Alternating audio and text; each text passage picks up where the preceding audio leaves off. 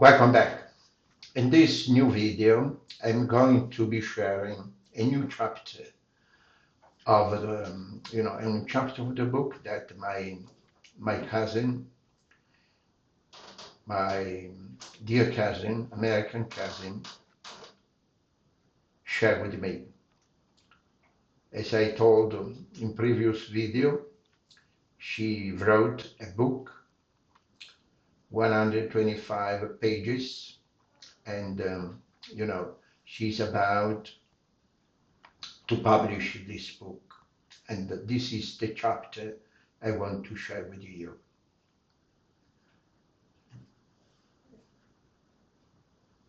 America, here I come. I was born in Calabria, Italy, the very toe of the Italian boot, on June 18, 1961. Just 2 years later, in the spring of 1963, my family and I left everything familiar behind and set out to the United States, beginning a journey that would change our lives forever. We sailed from the Messina Harbor, Sicily, stopping Naples to take on more passengers before crossing the Atlantic Ocean. The voyage was long and grueling, lasting a whole week. The ship rocked and swayed against the waves, leaving us tired and seasick. And, as we finally reached Ellis Island, stepping onto the dock, we felt a mix of relief and anticipation, the start of a new life waiting for us. At customs, my parent had packed olive oil, tiny pieces of furniture, cheese, and soppressata, dry-cured Italian salami straight from Calabria. Everything else sailed through without a problem, but the soppressata hit the wall. The customs officer shook his head. No way, not today. My mother pulled out a knife and cut it into pieces, sharing with everyone around. She declared, "You're not getting my homemade soppressata, asshole." My life started in a cramped 2-bedroom apartment in Westchester County, New York, as the youngest of 4 siblings. Unfortunately, our first experience in America were anything but welcoming. We quickly faced hostility from our neighbors who were mostly Irish.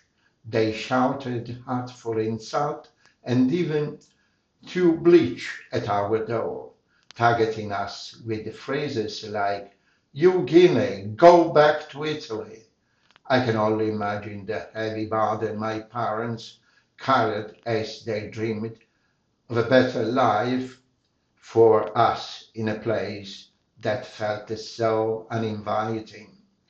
My elementary school was actually a safe haven for me. There were plenty of Italian from my hometown, so I didn't feel like the only fresh off the boat kid. The school was a diverse mix of students from all walks of life. The African American kids weren't exactly rolling out the welcome mat, but I decided to charm them with my humor and sneak onto the basketball court. Before long, they were calling me Stretch, and acting like I belonged. Turns out a few jokes and some fancy dribbling go a long way. My sister walked me to school, and let me tell you, nobody messed with her. She had the most intimidating face, never smiled, and always looked like she was ready for fight. Kids would scatter like she was carrying a loaded bazooka. My sister was born an intimidated little hurricane, so I had zero worries about bullies. I wish I had that same kind of protection later in life. After 2 long years of uncertainty and challenges, in 1965 we finally found a cozy 3 bedroom and 2 family residence in Mamaroneck, New York, where we could truly settle in and feel at peace. Unfortunately, our next door neighbors, Mrs. Connor, was a raging alcoholic. One day, in a drunken stupor, she yelled at my mother over the ages, "Why don't you go back to Italy, you fucking wop?" When my mother asked me to translate, I confidently replied, "Ma'am, she is welcoming you to the neighborhood." If she had truly understood Mrs. Connor's word, there is no doubt she would have jumped over the edges and beaten her senseless. As the youngest of four, the only bright spot in my childhood was being spoiled with material things. My parents overindulged me with the gift, especially at Christmas, while my sibling had only a few presents under the tree. Mine spilled across the floor. I have lived with childhood amnesia and trauma, which has created significant gaps in my memory from the ages of 4 to 19. There is one moment, though, that cuts through the fog with brutal clarity. I was 4. It was a Sunday sunlight bleeding through the curtains of a carpet apartment crammed with bodies, family, friends, maybe 20 in all. The place was so small you could hardly move without brushing against someone.